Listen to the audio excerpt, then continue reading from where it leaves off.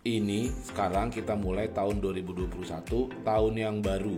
Tentu kita punya tujuan-tujuan hidup yang baru. Kita punya mimpi-mimpi, rencana-rencana yang mau kita lakukan di tahun 2021. Cuman hati-hati bos, ketika lo memiliki tujuan hidup yang salah, maka hasilnya pasti salah. Ketika lo memiliki tujuan hidup yang ngaco, ya hasilnya ngaco. Tujuannya juga ngaco, ya ngaco. Apalagi cara menjalaninya juga ngaco. So, di video ini gue akan menerangkan 5 kesalahan dalam lo menentukan tujuan hidup lo. Sehingga tahun 2021 ini bisa menjadi tahun yang bersejarah, tahun yang sukses buat lo, gue, dan kita semua. Tonton terus video gue. You have your own life. Bullshit lah, lo mengerjakan passion lo. Lo king, lo jago, lo keren. Gue, cara gue, mimpi gue. 1. Membuktikan kepada orang bahwa dia salah. Sering kalau dengar kayak gitu. Bertujuan supaya biar lo lihat nih bos, bahwa gue jago bos, gak seperti yang lo bilang. Gue juga dulu begitu bos. Gue pokoknya suka pengen membuktikan bahwa teman-teman yang suka membuli gue, mengatakan gue bego, mengatakan gue jelek, mengatakan bahwa gue gak mampu, gue pengen buktiin ke dia. Juga dulu gue rasanya ingin membuktikan ke orang tua gue juga bahwa gue mampu tanpa lo, bahwa gue hebat bos. Ingin membuktikan bahwa mereka salah. Ini sih kacau bos. Ketika lo ingin membuktikan bahwa mereka salah, berarti lo sebenarnya menjalankan hidup yang menyedihkan, hidup yang stresan bos. Lo seolah-olah mengatakan bahwa hidup lo itu salah, dan hidup yang benar itu adalah apa kata mereka. Ya gak sih? Lo kan pengen buktiin bahwa mereka salah, jadi yang bener mereka dong. Lo pengen buktiin omongan mereka tuh bener. Misalnya lo dibilang, wah lo gak akan mampu jadi YouTuber. Enggak nih, lo buktiin nih gue jadi YouTuber. Padahal gue mau tanya, apakah iya YouTuber itu adalah profesi yang bikin lo happy? Misalnya ada orang bilang, wah lo gak akan mampu bekerja sebagai arsitek atau bekerja sebagai dokter. Terus lo pengen buktiin bahwa gue bagus sebagai dokter. Bukan itu bos yang penting. Yang penting adalah apa yang lo pengen terjadi dalam hidup lo, yang menurut lo pengen. Ini bos, hidup gue, cara gue, mimpi gue. Sehingga kalau memang untuk jadi dokter itu lo pengen, ya udah lo nggak perlu buktiin apa-apa sama mereka. Terus gue kasih tahu lo satu hal ya bos, ketika pun lo berhasil, gitu ya, lo kan pengen buktiin ke seseorang bahwa lo berhasil. Toh ketika pun lo berhasil, itu momen gemetarnya, apa itu momen gemetar? Itu momen gemetarnya, momen senangnya itu cuma sesaat bos. Ya nggak sampai 1 jam lah ya. Tetapi yang tidak sesaat dan tidak sekejap adalah waktu yang lu kerahkan, yang lu luangkan, yang lu buang untuk mencapai hal itu. Jadi bisa lu bayangkan, ketika waktu yang banyak ini lu buang dan lu jalanin yang nggak enjoy demi membuktikan sesuatu ke orang ini, betapa kasihannya hidup lu. Pantes aja bos, lu tidak mencapai apa yang lu inginkan. So mulai sekarang stop. Tidak usah membuktikan kepada orang bahwa dia salah. Nggak peduli bos, lu nggak penting. Omongan dia, pikiran dia, tujuan dia, apapun nggak penting. Even itu orang tua lu, nggak penting bos. Ya, apa yang lu pengen terjadi dalam tahun 2021 inilah yang lu kerjakan dengan enjoy. Ingat, kepuasan batin lu dalam ketika pun lo berhasil itu hanya sesaat. Yang tidak sesaat adalah waktu yang lo kerahkan dan energi sepanjang tahun 2021 ini untuk mengerjakan apa yang lo inginkan. So, jangan sampai lo memiliki tujuan membuktikan dia salah. 2. Mengejar kebahagiaan. Kenapa orang suka berpikir ya, ketika gue memiliki mobil mewah, ketika gue punya pekerjaan yang hebat, ketika gue punya istri yang cantik, seksi, dan hot, maka gue happy. Kenapa ya? Ya gak? Dulu juga gue begitu. Waktu muda gue berpikir kalau misalnya gue udah menikah, istri gue kan cantik tuh, ya kan? Terus gue punya, mungkin nanti gue akan punya pekerjaan yang bagus, gue baru dapat bahagia, gue bisa sukacita, gue bisa happy. Gue karena dulu gue merasa bahwa happiness itu adalah sesuatu yang kita kejar. Berarti happiness itu adalah suatu tujuan.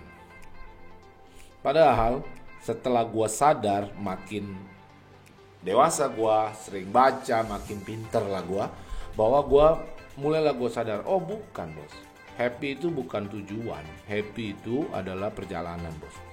Kalau happy itu tercapai ketika lu dapet mobil mewah, atau ketika karir lu maju, atau ketika istri lu cantik, kenapa ada orang yang udah istrinya cakep-cakep, kenapa ada orang yang mobilnya mewah juga, ada yang gak happy?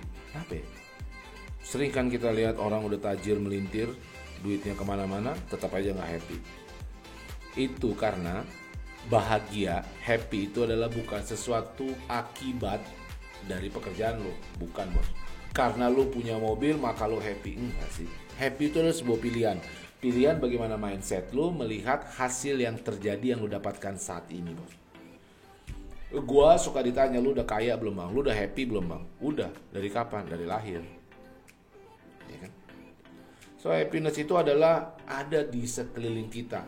Hari ke hari kalau kita memilih untuk bahagia, ya kita bahagia, bos. Bukan soal kita mengejar kebahagiaan, enggak. Gua punya cita-cita tinggi, gue pengen ini dan itu, ini dan itu dan ini dan itu. Tetapi gua tetap bahagia terus setiap saat menjalankannya. Itulah kenapa gua tetap bisa maju terus, otak gua dari pinter jadi tambah pinter, tambah pinter, tambah pinter. Dan efeknya karena gua happy, maka hasilnya akan happy juga. Kalau lu gak happy, maka hasilnya gak happy. Ingat, happiness bukan tujuan, bukan destination. Happiness is a journey. 3. Mengejar masa depan yang cerah. Sering kan kita pengen bekerja sekarang supaya masa depan kita yang cerah. Masa depan yang cerah tuh kayak gimana? Rumah mewah, karir luar biasa, bisnis ada di seluruh penjuru dunia, dan lain sebagainya. Itu masa depan yang cerah. Terus ketika semua orang mengatakan itu, gue mau tanya dulu deep down di dalam hati lo yang paling dalam, apa ya itu masa depan yang cerah buat lo? Masa depan yang cerah tuh kayak gimana? Apalagi zaman sekarang ya, sering sekali kita menggambarkan masa depan yang keren itu adalah rumah besar, lalu kita punya fans yang banyak, followernya, lalu kita punya mobil mewah dan lain sebagainya, karir yang mentereng gitu kan. Itu masa depan yang cerah. Ketika semua orang mengatakan hal itu, gue mau tanya dalam diri lu sendiri, apa sebenarnya masa depan yang cerah menurut diri lu sendiri? Gak usah ikut-ikutan orang lain, bos. Buat gue, masa depan yang cerah itu adalah gue punya keluarga kecil yang sangat menyayangi gue. Terus gue punya karir yang gue nikmatin setiap harinya. Gue bangun pagi bekerja hal yang gue senengin. Itu menurut gue masa depan. So, gue nggak terganggu dengan harus begini harus begitu. Itu kata orang. Tapi gue punya masa depan cerah menurut gambaran gue sendiri. Terkadang kita mengejar masa depan yang cerah itu ikut-ikutan orang, tanpa kita sadarin, dan kita semakin jauh dari apa karakter kita sendiri.